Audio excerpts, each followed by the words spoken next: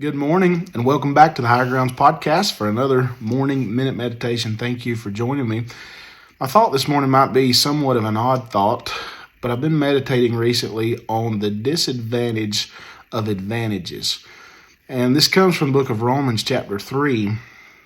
If you spend some time reading chapter 2, you find that Paul directly addresses the Jews, and he pretty much spends the whole chapter tearing away the religious crutch of the law and of circumcision and all of the traditions that they had come to rest in, and tried to help them realize that just because they had the law, just because they had circumcision and the covenants that God had given them, that it didn't make them any more favorable spiritually to the Lord than the Gentiles.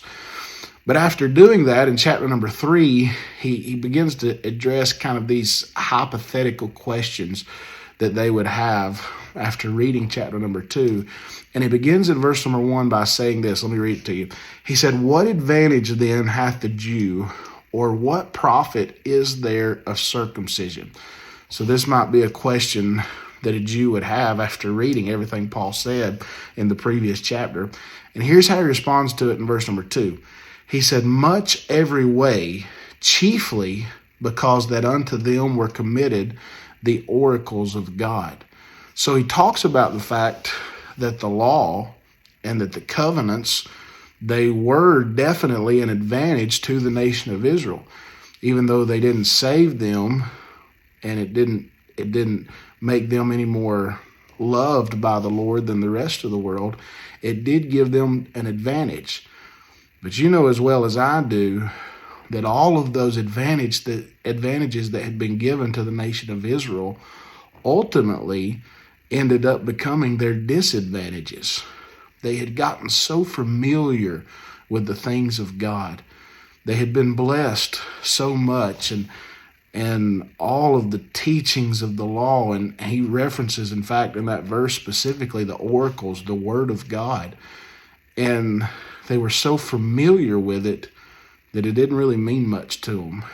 I thought about, are we not so many times just like the nation of Israel? Probably most of us that are watching this little video, we've been around the truth, we've been around church. Most of us have been born and raised in America, and we've been given so many advantages, but yet a lot of the times our advantages become our disadvantages.